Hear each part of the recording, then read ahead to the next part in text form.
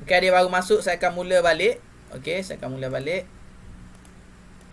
Okay, so untuk minggu ni kita akan terus dengan Fundamental of Design, Element of Art, digital artwork kita.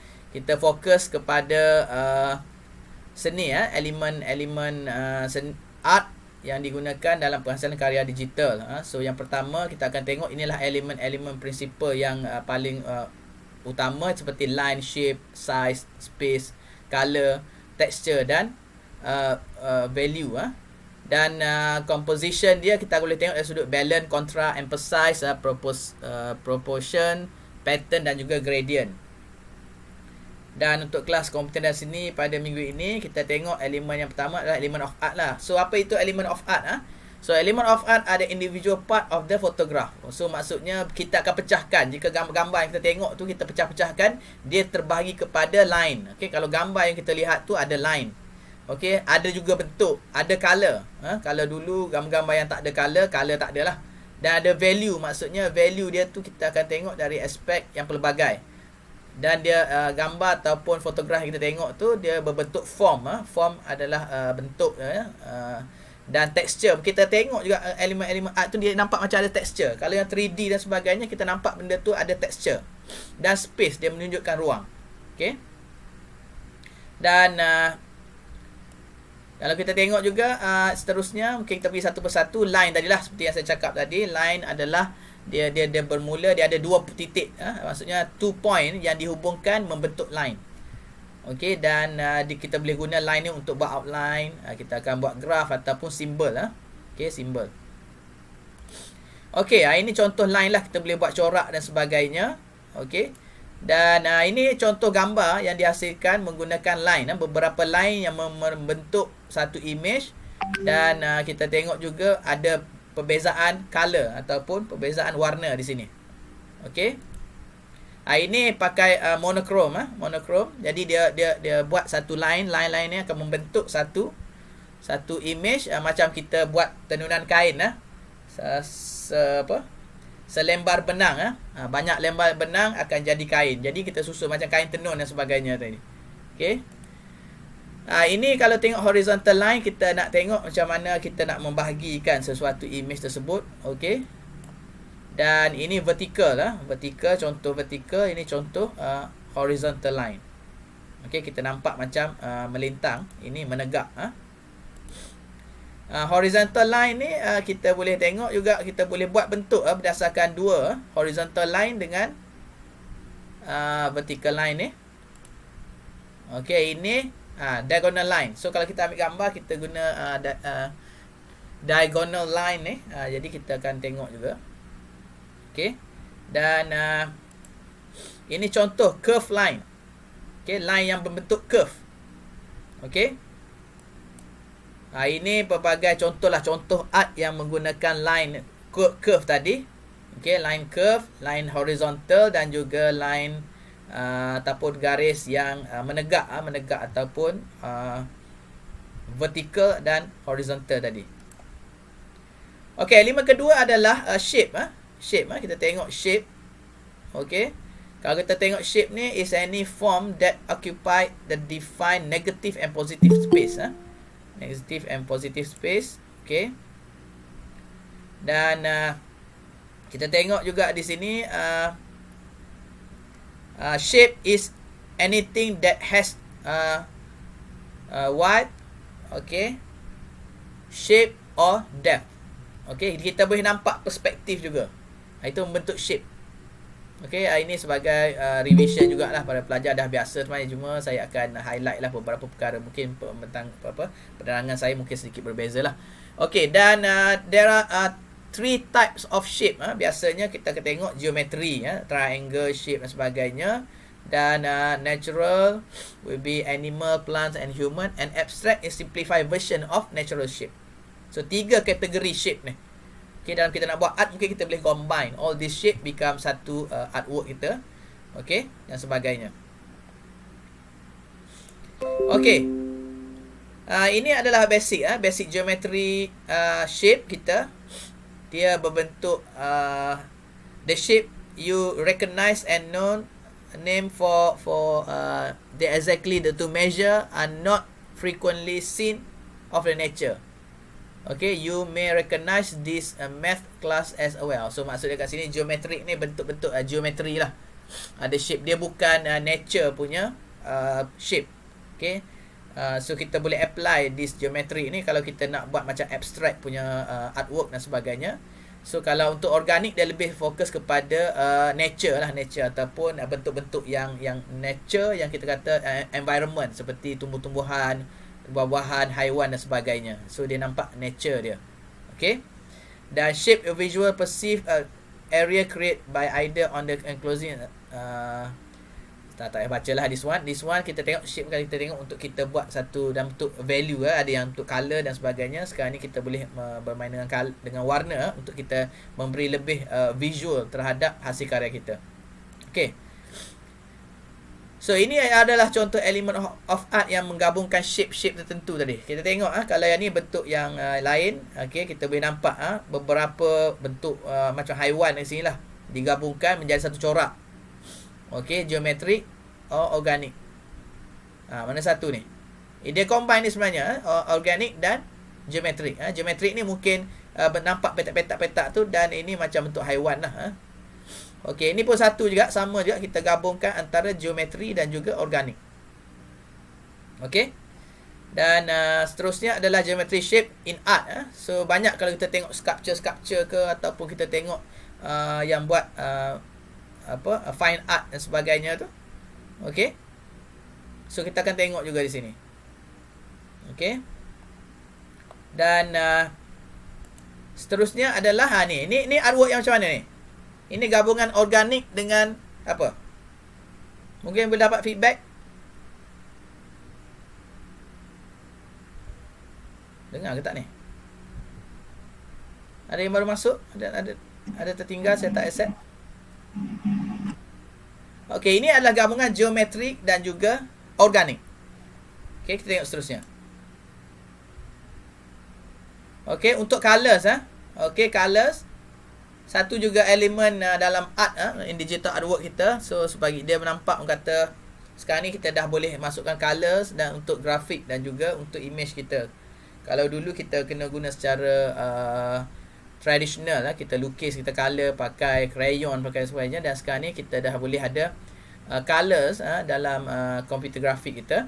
So kita tengok color, dia ada juga beberapa kod-kod color tertentu. Kadang-kadang color yang kita guna secara fizikal ada sedikit berbeza dengan color yang kita gunakan dalam media digital ni. Okay, dan kalau kita tengok di sini to produce for the light, kita boleh nampak ini nanti you boleh tengok lah nota ni. So mungkin saya boleh huraikan, dia ada beberapa tone color dan sebagainya. So color tu boleh menggambarkan mood ataupun sesuatu value terhadap hasil karya kita tu. Kita nampak colors tu. Kalau para pelajar biasa dengan penggunaan colors ni, kita guna filter kan. Okay, dalam Instagram dan sebagainya tu kan, kita boleh bermain dengan color tu. Dia boleh nampak suhu panas, sejuk, petang dan mungkin waktu yang agak sejuk dan juga waktu yang panas. Okay, dia bermain dengan color ni. Okay. Okay, yang paling penting kita guna the different uses of the color to attract the eyes.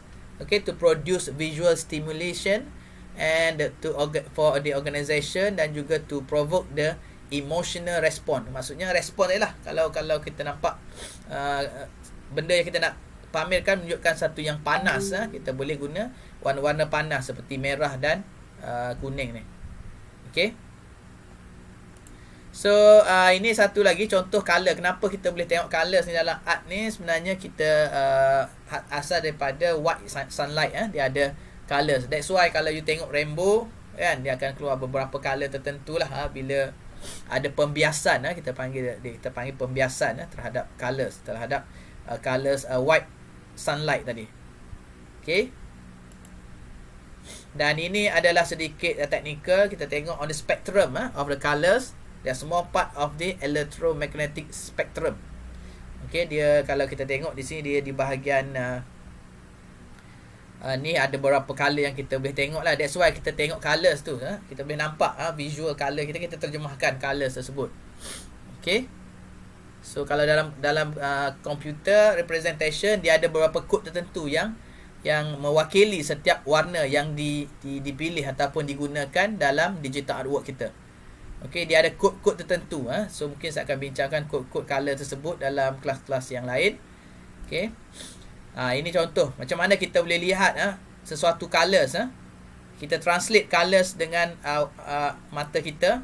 Okay, our eyes have cell contained on the retina that chemically respond to the different wavelength of the visible light tadi tu. Okay, that's why kita boleh tengok warna merah, green dan sebagainya. So sebenarnya kalau kata kita pergi detail lagi ke dalam sedikit, kita dah recognize warna yang merah yang kita sebenarnya kita dah register kita dalam memory kita tu, itu adalah warna merah, red. Red in English, merah dalam bahasa Melayu. Jadi kita akan dapat tafsirkan ke elemen color tersebut. Ini color theories. Color theory kita ada color asas, RGB kan, red, green, blue kan, betul tak? Color asas. Para pelajar dah buat kan di sekolah dulu. Color asas kan, kita campur watercolor dan sebagainya tu. Ada tak? Yes. Pernah buat saya.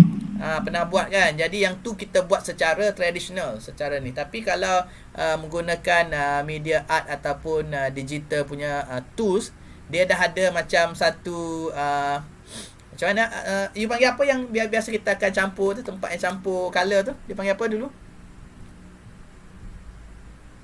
Board dia tu kan, yang kita kalau kata pakai apa material untuk colors kan, kita campur color kan, kita dapat color tertentu.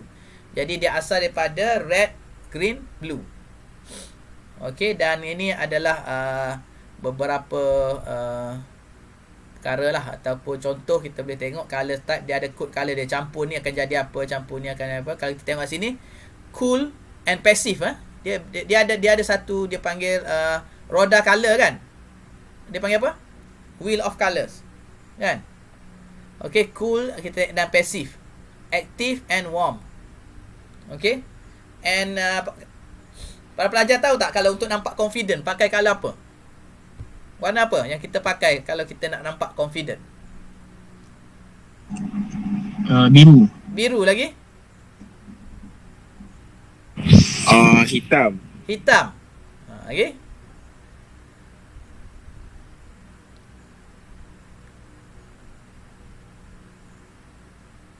Okey, dia sebenarnya bergantung kepada apakah perkara yang kita ingin tonjolkan tu. Biasanya kalau kita nak nampak agresif, nampak ni, kita tengok orang akan tengok lain macam sikit lah. Kita pakai orange kan. Kita nampak very energetic. Energetic. Merah pun very energetic. Biru, hitam ni macam elegant sikit kan. Kalau you tengok kan, kalau you tengok benda-benda yang hitam macam ni, nampak elegant, nampak confident lah. Confident ni dari aspek pelbagai lah. Confident dari sudut you punya kita kata spirit ke, you punya kata apa, appearance, ataupun you punya presentation. Kalau you nak presentation, that's why kalau you pakai blazer sebagainya, you nampak kalau pakai coat dan sebagainya, so kita akan nampak lebih confident. Tapi kalau kita tengok orang tu suka color orange tu, maksudnya dia memang seseorang yang memang confident. Okay. Okay, ini contoh colors colors yang boleh kita gabungkan. Sebenarnya kita boleh guna kalau para pelajar biasa guna Adobe Illustrator ataupun Adobe Photoshop tu, kita tengok ada color-color dia tertentu tu yang kita boleh ni. Nanti saya akan kalau dalam tutorial saya akan tunjuk lah. Dalam kelas lecture mungkin tak sempat, kita just tengok on the theory part. Okey, tengok ni yellow. Yellow asal daripada red and green. Okey, ini asas kita kena tahulah. Okey, blue. Okey, ini turquoise saya panggil turquoise ni. Kan? Antara blue dan juga orange. Blue and green. Pink dengan red. Okey, sebenarnya benda yang kita buat secara tradisional tu telah dibuat satu algoritma ataupun dibuat programming terhadap dalam sistem komputer, software tersebut, yang dia boleh recognize bila campur dua image ni, dia akan jadi satu color. That's why you tengok television sekarang ada banyak berapa K colors yang ada. Dia boleh tengok bermain dengan colors ni, dia boleh nampak how realistic the image ataupun the visual yang kita lihat menerusi screen komputer ataupun screen television. Okay, screen tab dan sebagainya. Kalau you tengok tab-tab yang dekat zaman dahulu sikit, dia tak very sharp, dia tak sharp kamera dan sebagainya. Jadi elemen-elemen ni pun penting lah dalam kita menghasilkan digital work. Okay, that's why kalau you ambil gambar masa you sekolah rendah, nampak tak sharp kan. Sekarang ni dah makin sharp sebab the element of digital art dalam menterjemahkan colours dalam bentuk digital ni, dia semakin sharp, semakin tajam, dan juga semakin kepadatan pixel tu dia semakin halus. Okey, dalam satu sentimeter square feet tu. Okey, kita pergi seterusnya, RGB color on monitor screen dengan printed. So sebenarnya tak boleh nak tengok beza, tetapi kalau para pelajar print, dia akan nampak beza dia. So that's why you kena tengok juga, bergantung kepada screen. Macam you ada phone kan, kadang-kadang tengok di screen di setengah phone nampak sharp, setengah phone dia kurang sharp, ataupun colours quality dia berbeza. Okey, itu bergantung kepada jenis paparan lah. Okey, that's why paparan tu penting lah. You tengok iPhone dia nampak lain sikit kalau you ambil gambar. Okey, ini contoh amat suka nak tengok, sebab kita boleh tengok kat sini RGB, ini pakai RGB converted tu, dan juga ni. So nampak ada beza kan, you tengok colours ni, sebab dia ada tone-tone berbeza ni. You tengok sini satu senang, topi dia ni. Okey, kalau RGB, okey macam ni. Ni kalau dia dah ada CMYK ni lah. Okey, dan ini created. Okey, dia sebenarnya bergantung kepada jenis image yang ingin kita hasilkan, color-color tertentu. Okey, you boleh play around dengan tools dalam Adobe Photoshop ataupun Adobe Illustrator lah, untuk tengok elemen color ni. Okey, seterusnya ini adalah apa ni? Ini pun sama juga, kita nak tengok perbezaan color tadi tu. Nampak ada sedikit shape dan sebagainya. You boleh cuba buat kata apa, play around with the tools berkaitan dengan RGB ataupun color tersebut. Okey. Okey, dia ada shape hitam ni.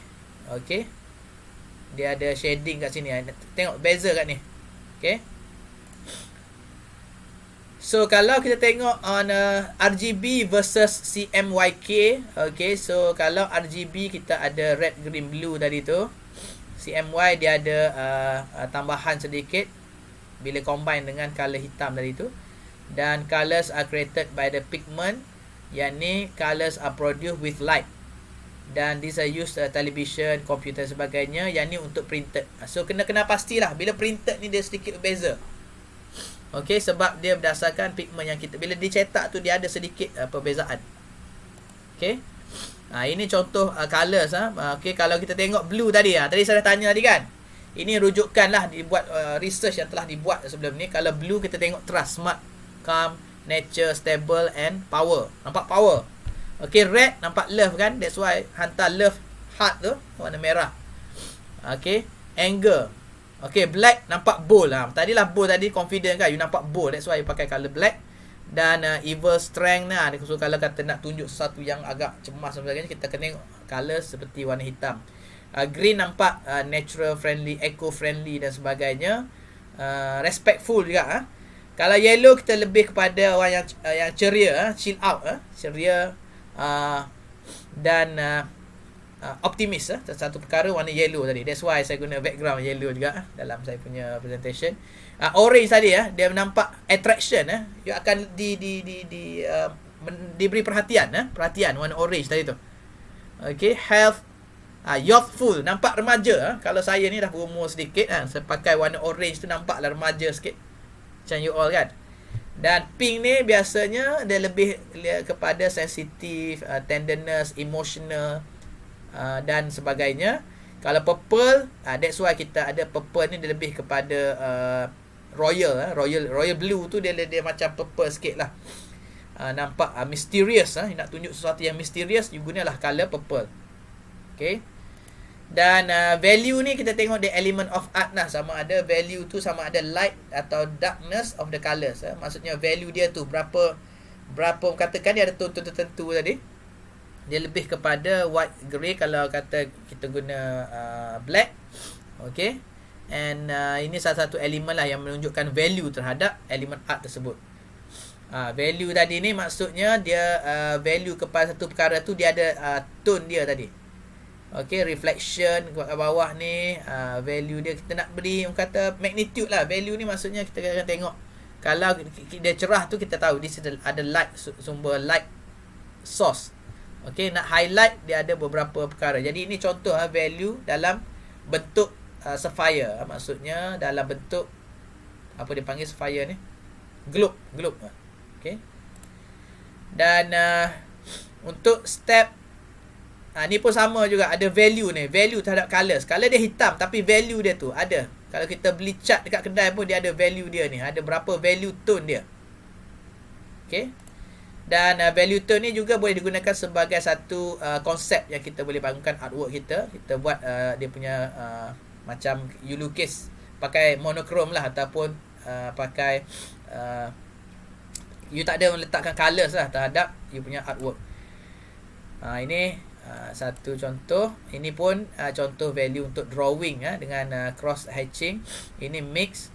Okey, nanti para pelajar boleh tengoklah balik macam mana secara teorinya. Kita tahu this is the term yang kita gunakan bila kita nak menguraikan satu elemen dalam artwork tersebut. Okey, ini pun sama, low key value. So dalam software tersebut kita ada value-value ni untuk kita edit our artwork secara digital tersebut. Yang penting para pelajar perlu explore saja. Yang seterusnya adalah set texture. So texture ni kita tengok is a look and feel of any object or surface. Kita nampak texture tu kasar ke halus ke. Okey, nampak dia punya 3D dia tu. Pattern are good example of visual texture. Okey, kita tengok tadi ni texture kita nampak. Bila kita tengok kita tahu ini lembut, ini kasar, ini smooth, ataupun ini dia menggambarkan satu texture. Kita boleh rasa walaupun kita lihat. Okey. Dan satu lagi space. Space is a negative or positive area that an object or object occupied in the area. So kita nampak ruang tu, ruang. Macam tadi matahari dengan sunlight sebut. Kita nampak ruang. Ruang ni maksudnya dia nampak the depth Okay, kita tengok using a simple principle you can control and relative position of every element, white space, overlapping element and value. Okay. Dan ini contoh example of space. Kita nampak nampak space ni. Ada ruang ni antara yang gambar kecil dan gambar besar, dan ada ruang antara benda yang overlapping. Okey, nampak ada ruang. Okey. Dan white space tip don't trap white space. So nanti dia nampak kita tak boleh nak bezakan dia punya space tu sebab dia dah overlap tanpa colours. Kalau at least kita kena ada dia punya gradient dia. Okay, gradient dia. So kita nampak ada space di situ. Okay. Then to keep text cell small, ini garis panduan lah, para pelajar boleh rujuk sendiri nanti. Okay.